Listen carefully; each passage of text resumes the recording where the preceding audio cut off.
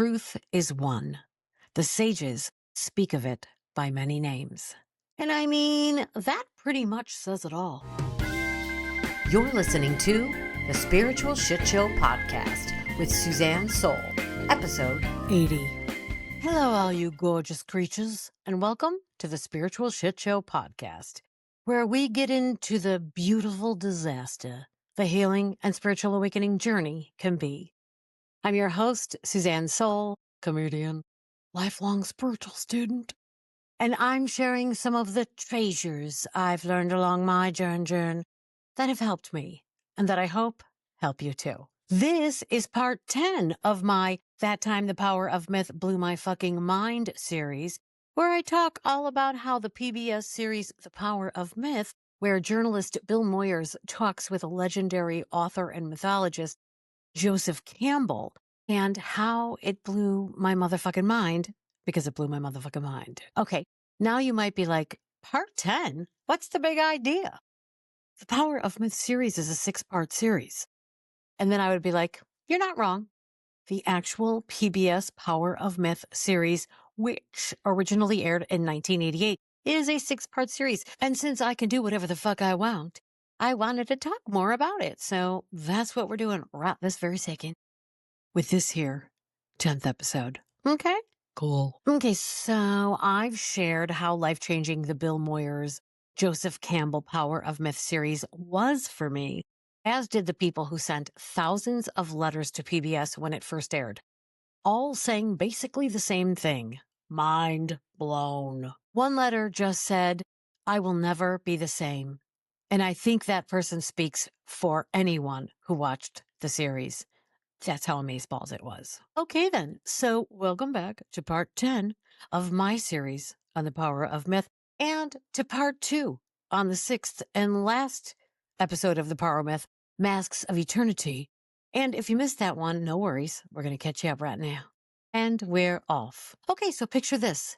There's this brilliant guy named Joseph Campbell, and basically his whole life's work is asking this one giant, delicious question. Why does the transcendent wear so many different outfits? Like you go to one part of the world and there are these wild, elaborate, gorgeous gods being celebrated with dancing and color and spectacle.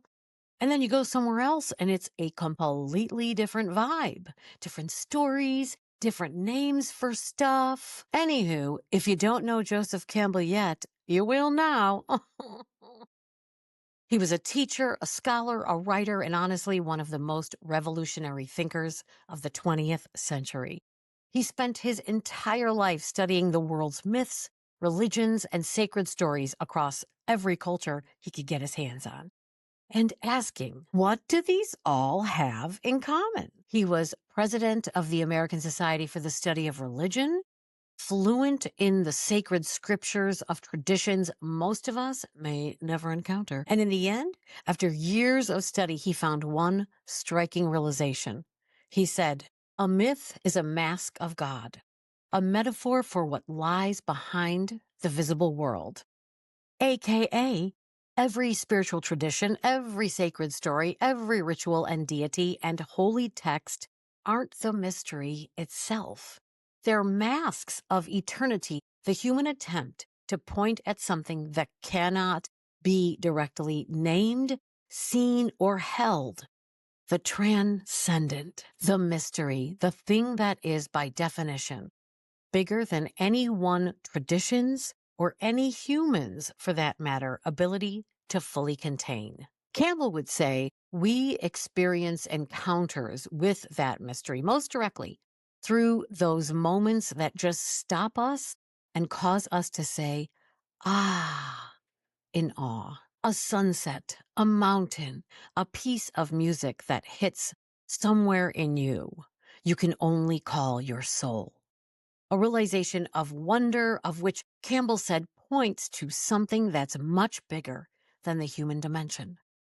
And the experience and recognition that you're standing in the presence of something vast and real and beyond your comprehension. That's what every spiritual tradition on earth is trying to give people access to. Different road, same destination, to the transcendent mystery of it all. Campbell often referred to a line from one of his favorite Hindu scriptures, the Rig Veda, one of the oldest texts in human history, which he translated himself from the Sanskrit, which goes, "Truth is one. The sages speak of it by many names." And I mean, that pretty much says it all. 4,000-year-old line that still lands like a bell, and which seems like a really valuable reminder in our world. Because whatever spiritual tradition we practice or culture we're from, when we look at other traditions through Campbell's lens, we can enjoy and appreciate the beauty and sincerity each tradition offers. So rather than seeing other spiritual traditions as foreign or strange or wrong, we can see how freaking gorgeous it all is. Human beings all over the planet pointing to the transcendent, each in their own wonderful and colorful ways. You know what I'm saying? That is Stunskis. Totally gorge. And BT dubs, there is so much juice and vitality and taking it all in. There are so many delicious gems we can glean from any spiritual and religious practice to enhance our own practice. The idea that we should be afraid of the myriad of beautiful ways other people practice their spirituality just seems plain silly to me. Plus, we lose out on the enjoyment of how appreciating other traditions and cultures can help us experience a much fuller and more colorful life. The Hindu festival of lights out of the darkness, the Tibetan monks creating intricate sand mandalas grain by grain, then sweeping them away as an expression of the impermanence of everything in our known reality. The Sufi whirling, the Jewish Shabbat candles, the Catholic incense, the call of the Islamic prayer, the serenity of the Shinto shrines. It's a kaleidoscope of deliciousness. And every bit of it is a human being with a beating heart full of love and grief and longing, reaching towards something larger than themselves, doing the most sincere thing a person can do, trying to connect with the great mystery of being.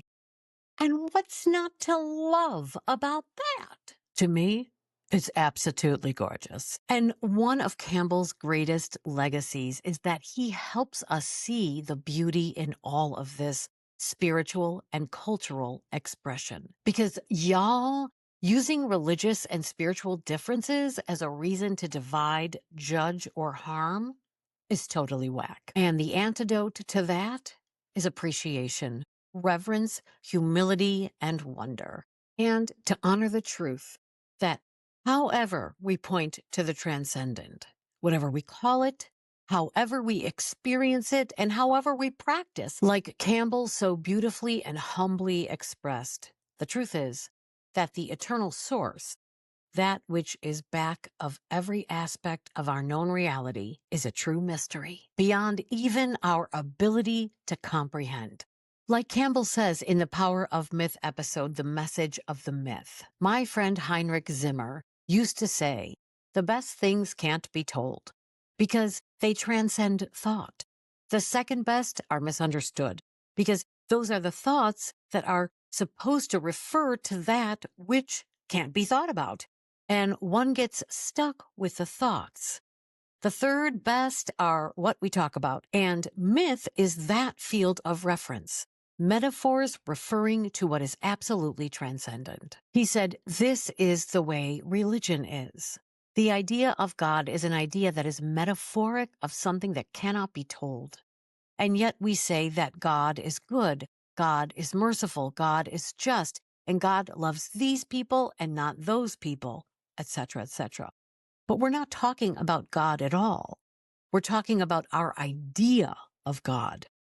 And then Campbell quotes Meister Eckhart, German Dominican theologian and philosopher, who was recognized as one of the most profound Western mystics in the 13th century, who said, the ultimate leave-taking is leaving God for God, meaning letting go of the idea of God for the experience of God. Because, as Campbell says, the image of God becomes the final obstruction, saying gods are all metaphors of this ultimate mystery, the mystery of your own being. I mean, now how much would you pay? Obs, infinity. So, like in the Western traditions, Judaism, Christianity, Islam, aka the Abrahamic family, we have all kinds of wonderful ways to celebrate and experience the ultimate mystery and source of life, like Shabbat in Judaism, a weekly sacred pause that has been kept alive for thousands of years. As the sun goes down on Friday evening, candles are lit, wine is blessed, bread is broken. The whole tradition says, stop, rest. Remember that you are a soul, not just a schedule. There's the liturgical calendar in Christianity, a full year-long journey through the life of Jesus, the central axis of Christianity, who teaches radical love, forgiveness, and compassion.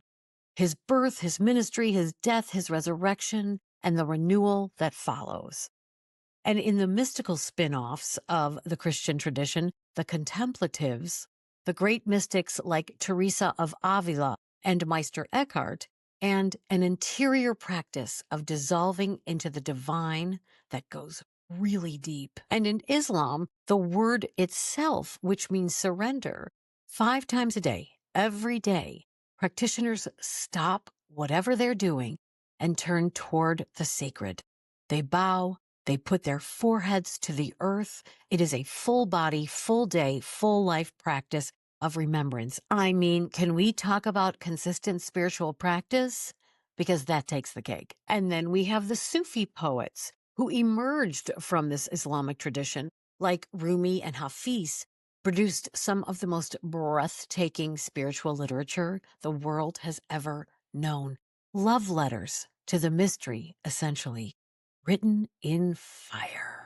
Campbell explains that in most Western traditions, the divine is the source of energy, the prime mover behind the curtain, pulling all the levers.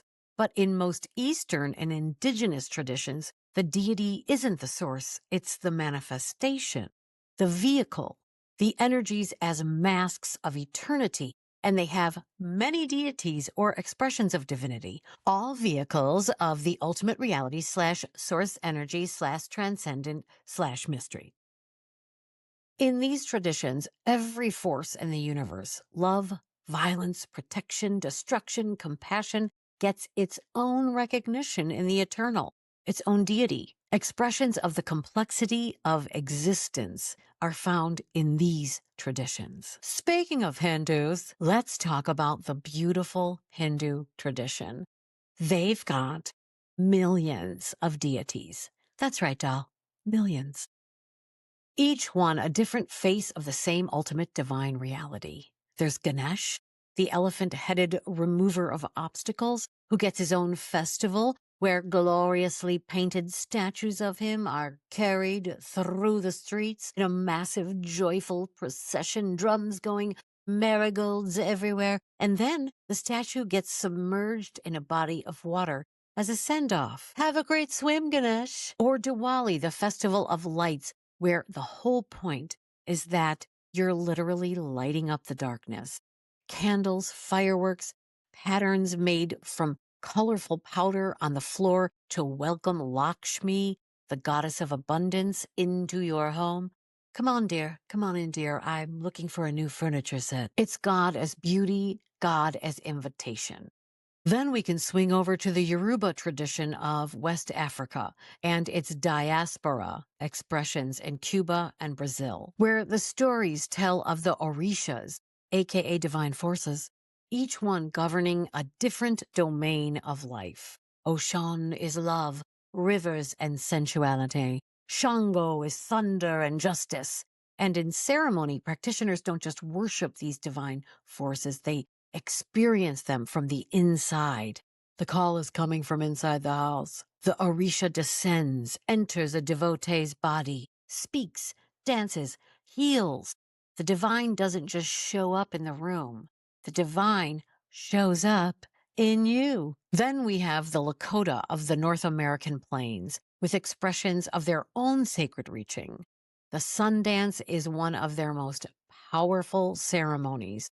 Days of fasting and prayer and ritual dancing around a sacred cottonwood tree that connects earth and sky. A sweat lodge, all dark and sweaty, where you return to the womb of the earth, praying, releasing, being remade, and every puff of smoke of the sacred pipe is a prayer carried upward. The transcendent as earth, the divine as ancestor, the mystery as the land itself. I mean, how stunning is that? It's pretty fucking stunning. Completely different worlds, completely different traditions, all trying to connect with the mystery in the most soulful way they know how.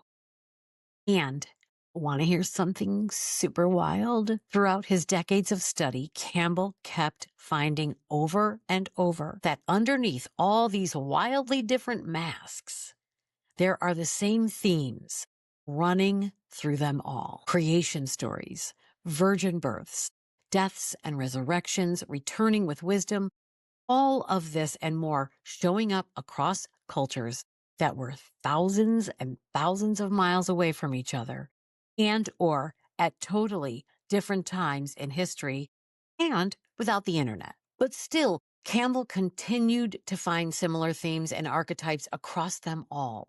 One truth, infinite masks, and every tradition is another angle on the luminous and unknowable. Take the story of creation, for example. In the beginning, there is nothing, and then there is something. Every tradition has this moment. The Judeo-Christian creator God speaks light into the existence out of the void.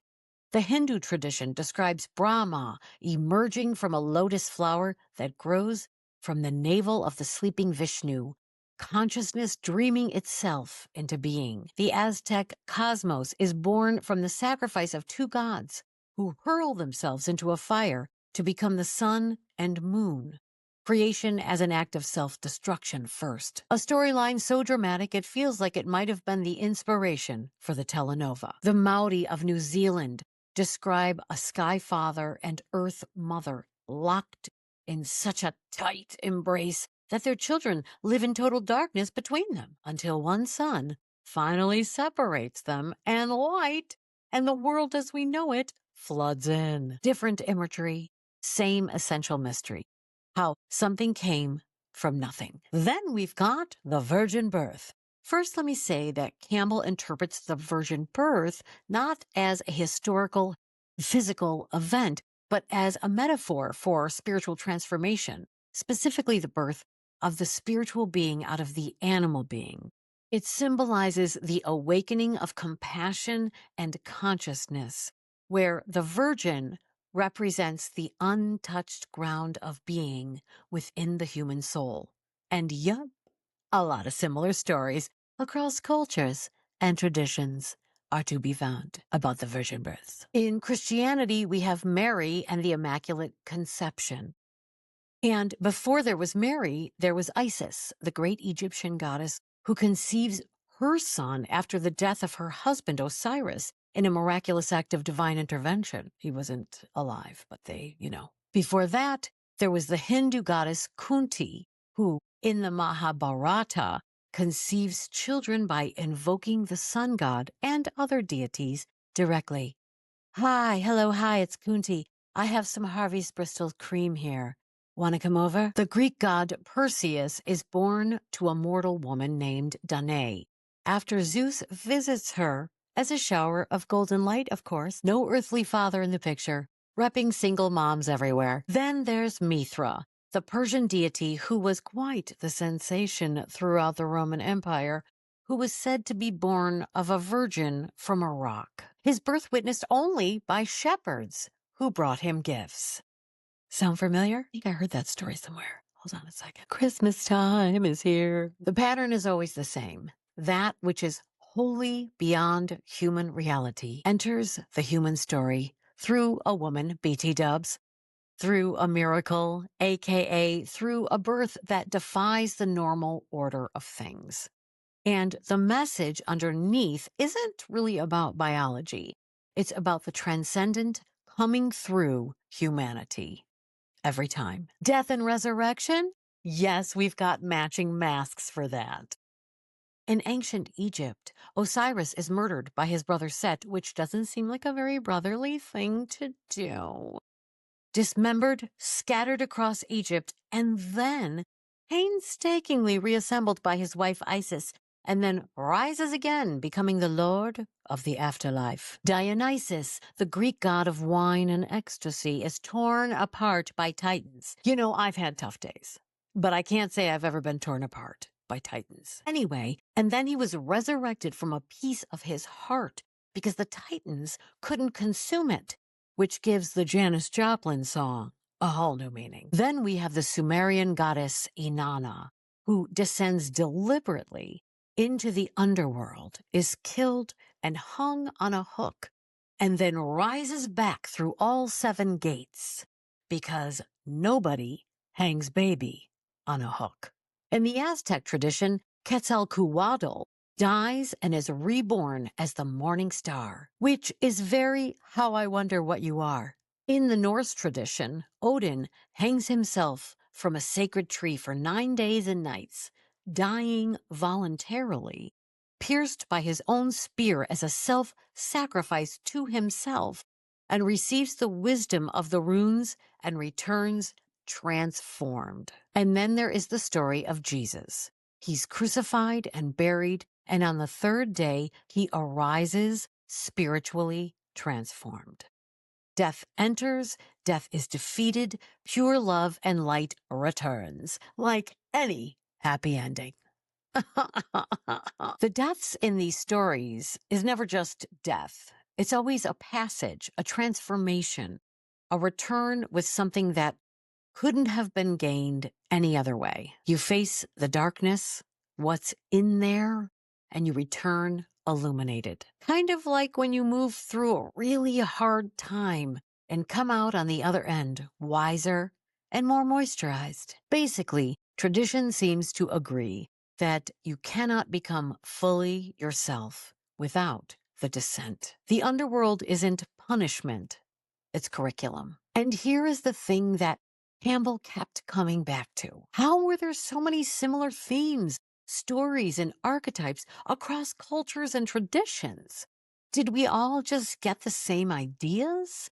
Did someone tell 2 friends, and they told 2 friends, and they told 2 friends, and so on and so on? I mean, how could this be? These cultures didn't have email, and whether these stories traveled along routes that haven't yet been mapped, or rose up independently from the same deep well of human experience, or were individually downloaded from being plugged in directly to the eternal mystery itself. Campbell himself said, "We may never know how these same themes, archetypes, and stories found their way across cultures, traditions, and history, but they did. But the humans who created them were all working from the same raw material: birth, death, love, loss, the terror of the dark, the relief of the dawn, and they kept arriving at the same stories, which suggests the stories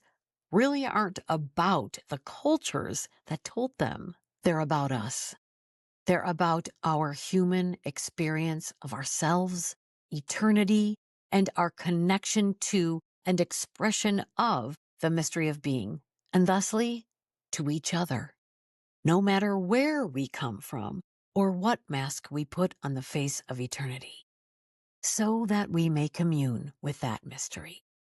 So after hearing about all these amazing and interesting spiritual traditions, you might be like, okay, well then, which one of them is right? And Campbell would say, all of them, and none of them, because each one is a glimpse of the same underlying mystery, shaped by the culture and imagination that gave it form. The form is human. The mystery it's pointing at is not. But also, it's subjective. The meaning we find is the meaning we bring. And Campbell might say that's not a limitation. That's the encounter. That's you meeting the mystery and that contact. However you get there, whatever tradition you use to find it, that's the whole thing. And what a beautiful thing that we never stop reaching, that every culture on every continent looks within and feels the same pull toward that which is larger than themselves and builds something magnificent in response. A festival, a ceremony, a sacred day, a dance, a ritual, a temple. There's incredible beauty in looking at all of these traditions with appreciation and wonder, because each spiritual tradition comes from a real place, from people who feel that mystery and want to commune with it and honor it in the best way they know how, who show up to fast and feast, bow and spin, pray and meditate, understand and learn, who drum and light candles, who pass the old stories down to their children so the thread doesn't break. And there's something quietly humbling about the activity of honoring other spiritual traditions. Because all of us, no matter what path we walk, no matter what words, images, symbols, and practices we use, no matter what masks we put on the face of the sacred, we are all pointing at the same vast, expansive, luminous, magnificent, ultimate mystery of life and of ourselves. Different masks, same mystery. And maybe the most beautiful thing any of us can do is walk our own spiritual path with full devotion and meet everyone else's path with the same reverence we hope they would bring to ours. As Bill Moyers says in this episode during his talk with Joe, I feel much more kinship with all those who follow other ways. Truth is one.